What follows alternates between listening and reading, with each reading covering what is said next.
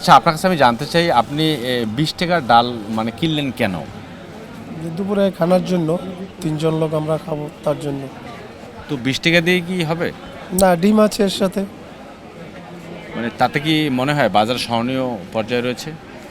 কিছু তো করার নাই, আমাদের ইনকাম কম, মালের দাম বেশি, যেহেতু এ দিয়ে দিন আমাদের কাটাতে হবে। মৌসুম শুরু হয়, রাজধানীর বাজারগুলোতে উঠতে শুরু করেছে শীতকালীন সবজি। ফলে ক্রমেই সবজির দাম কমলেও পাইকারি ও খুচরা বাজার ভেদে প্রতিটি সবজিতে বাড়তি 5 থেকে 10 টাকা।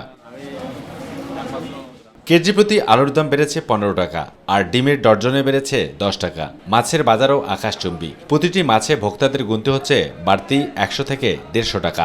দাম বৃদ্ধির এমন নাভিশ্বাসযুক্ত অভিযোগ করেছেন ভোক্তারা। কাঁচা বাজারে সামান্য সবজির দামটা কমেছে, শাক সবজির দামটা, যেটা আগে আমরা লাল শাক কিনতে গেলে এক মোটা শাক কিনতে 30 টাকা লাগছে, এখন ওইটা যে 10 টাকা পাওয়া যায়।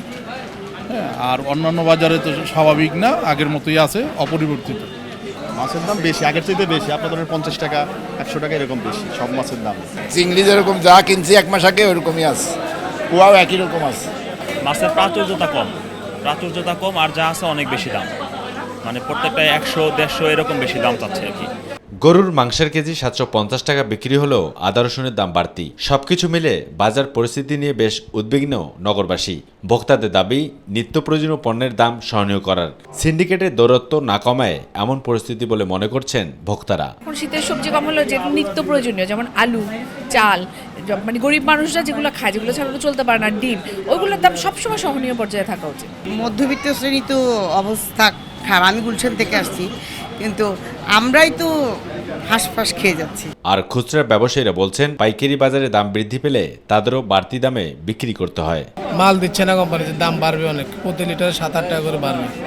আটাও কেজি দিতে পারে 5 টাকা করে বাড়ছে। গত সপ্তাহে আলু বিক্রি করছিলাম 60 টাকা, 54-55 টাকা কিনা পড়ছে, 60 টাকা বিক্রি করছি। এই সপ্তাহে 64-65 কিনা পড়তেছে, 70 টাকা বিক্রি করতেছে।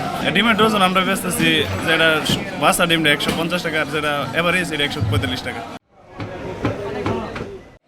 শীত মৌসুম হয়, এসব শীতকালীন সবজির দাম কিন্তু অনেকটা ক্রেতাদের নাগালের মধ্যে এসেছে। তবে বেড়েছে পেঁয়াজ এবং মাছের দাম। ক্রেতা এবং বিক্রেতাদের সাথে আমরা কথা বলে যতটুকু জানতে পেরেছি, পাইকারি বাজারে যে ধরনের দাম খুচরা বাজারে তার চেয়ে অধিক দাম। এর কারণ তারা পরিবহন খরচ থেকে অন্যান্য বিষয়কে সামনে এসে দাঁড় করাচ্ছে। তবে নগরবাসীর দাবি, এই দ্রব্যমূল্য নিয়ন্ত্রণে অন্তর্বর্তীকালীন সরকার আরও পদক্ষেপ নেবে জোরালোভাবে, এমনটাই দাবি ছিল সবার মুখে মুখে। মহাখালী কাঁচাবাজার থেকে আবু সাদাপু, মাই টিভি, ঢাকা।